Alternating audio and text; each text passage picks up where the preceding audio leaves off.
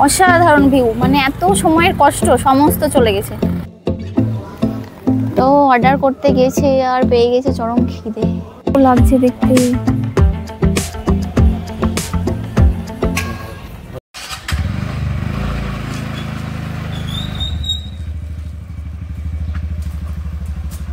গল্পের শুরুটা আবার এখান থেকেই শুরু করলাম, যেখান থেকে গাড়ি নিয়েছিলাম। তো এনজিপি থেকে আমরা বেরিয়ে পড়েছি।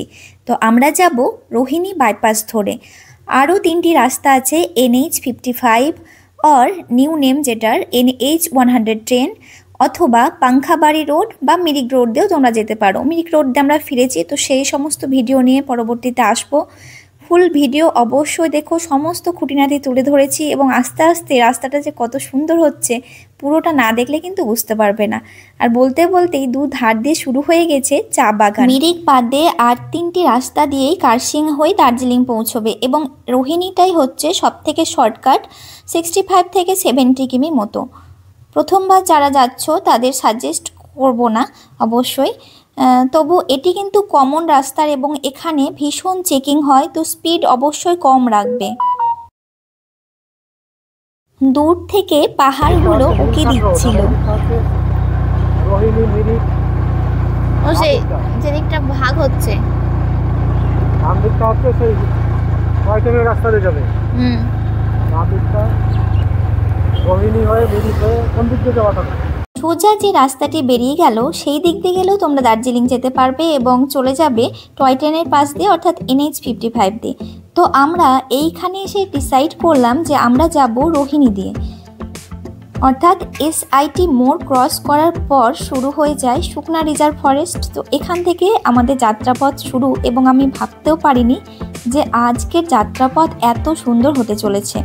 তো আর্মি ক্যাম্প আছে একটি অনেক বড়, তো সেখানে ভিডিও অ্যালাউ নেই, তো সেগুলো করিনি। আর আমরা চলে এসেছি রোহিণী মোড়, DSP ট্রাফিক অফিস শিমুল বাড়ির কাছে। এখান থেকে আমরা ডান দিকে রোহিণী বাইপাস ধরে চলে যাব এবং সোজা যদি চলে যাওয়া হয় তবে গাড়ি ধুরার রাস্তায়।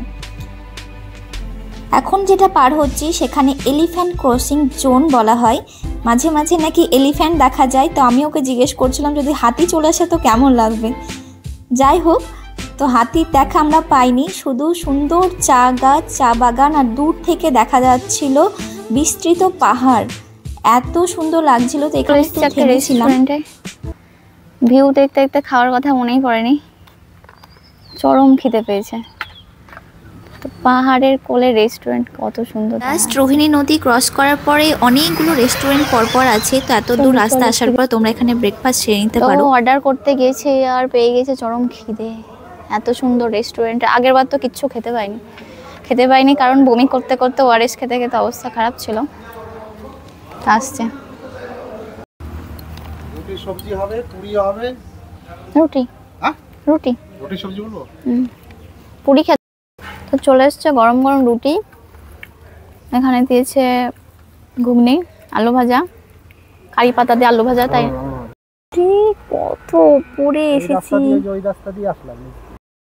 রোহিণী এবং পাংখাবাড়ি রাস্তাটি দুটি কিন্তু শর্টেস্ট রাস্তা, কিন্তু এই দুটির মধ্যে পাংখাবাড়ি রাস্তা বেশি খাড়া।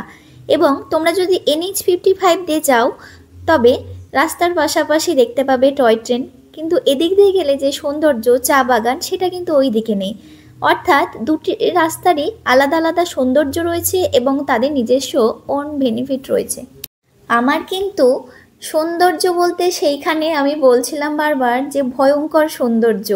আমার কথা পুরো স্তম্ভিত হয়ে গেছিলো, কোনো কথা আমার বেরোচ্ছিল না ভয়ে, নাকি আমি যেখানে হাইটে এত ভয় পাই আর এত উচ্চতায় সামান্য একটি স্কুটির পিঠে চড়ে যাওয়া আমার পক্ষে কিন্তু একটি অসাধারণ অনুভূতি ছিল এবং অন্যরকম। এর আগেও আমরা গিয়েছিলাম 4 মাস আগে, কিন্তু সেই সময় এরকম ফিলিংস বা এরকম অনুভূতি, প্রাকৃতিক সৌন্দর্য কোনো কিছু অনুভব করার ক্ষমতা ছিল না।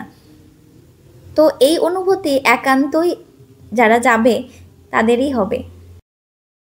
তো আমরা বলতে বলতেই চলে এসেছি কার্শিয়াং ভিউ পয়েন্টে। তো এখানে আমরা কিছুটা সময় কাটালাম। যা ছিল কল্পনায় আজ যেন তা বাস্তবায়িত হলো। এত প্রাকৃতিক সৌন্দর্য, ছোট থেকে যেটা কল্পনা করেছি সেটা যেন চোখের সামনে। এত একটি উচ্চতা, এত দূর থেকে দেখা রাস্তা, নদী, একেবারে অন্যরকম একটি অনুভূতি। তো এত সুন্দর একটি জায়গা, তো দেখা হয়ে গেছে view point, Kurseong view point. এই যে প্রচুর ফটো টটো তোলা হলো, তা এখন আবার বেরোবো, গাড়ি ব্যাক করছে। অসাধারণ ভিউ, মানে এত সময়ের কষ্ট সমস্ত চলে গেছে। এই যে হচ্ছে ভিউ পয়েন্ট, আর আই লাভ কার্শিয়াং। এখান থেকে দারুণ, জাস্ট অসাধারণ, মানে মনে হচ্ছে কোথায় চলে এসেছি। কিছুটা সময় কাটিয়ে আবার আমরা বেরিয়ে পড়লাম। আর যত উচ্চতায় যাচ্ছিলাম সৌন্দর্যের মাত্রা কিন্তু আরও বাড়ছিল। তো যতটুকু পারলাম তোমাদের সঙ্গে সমস্ত রাস্তাটা তুলে ধরলাম। তোমরা যদি ভার্চুয়ালভাবে উপভোগ করতে চাও তো আশা করি সেটা করতে পারবে। I know you told your friend you're not okay, and tell me what's wrong and why you never said you felt that way. Guess you're trying to stay strong and fake a smile until I look away.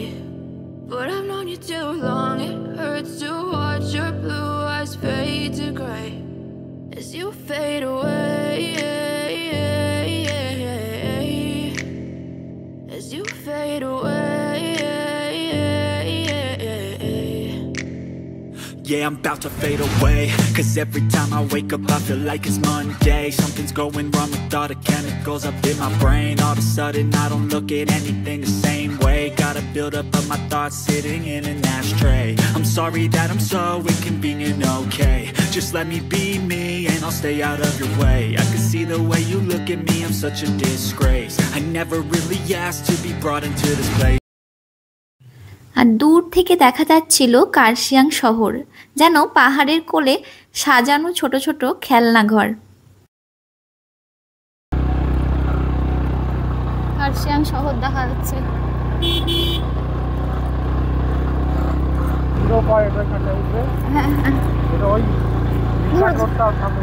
Handle ধরো,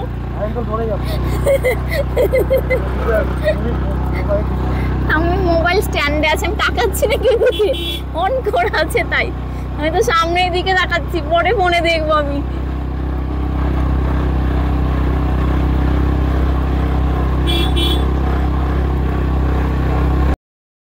এত উচ্চতায় আসার অভিজ্ঞতা আমার কিন্তু আগে ছিল না। তো এর আগেও এসেছিলাম কিছুদিন আগেই, তো বাইকার, তো এত অসুস্থ ছিলাম তখন আর দেখার কোনো রকম মানে বুঝতেই পারিনি কি দেখেছি কিনা। এত সময় আমার ভয়ে মুখ বন্ধ ছিল, এখন শহরের মধ্যে এসে একটু মুখটা খুলেছে। তো এটা হচ্ছে কার্শিয়াং স্টেশন। ওই টয় ট্রেনের পাশ দিয়ে এই রোডটা এতটা খাড়াই হতো না, আমরা কার্শিয়াংয়ের রোড দিয়ে এসেছি, এখন শহরতলিতে চলে এসেছি। আমরা যে হোমস্টেটিতে থাকবো সেটি কিন্তু একেবারে অফবিট একটি জায়গা, এবং কোথায় কোথায় ঘুরছি আমাদের এই ছোট্ট স্কুটি নিয়ে সমস্ত ভিডিও ডিটেলস নিয়ে একটি একটি পর্ব করে তোমাদের সঙ্গে শেয়ার করব। তোমরা সবাই ভালো থেকো, সুস্থ থেকো, দেখা হচ্ছে তোমাদের সঙ্গে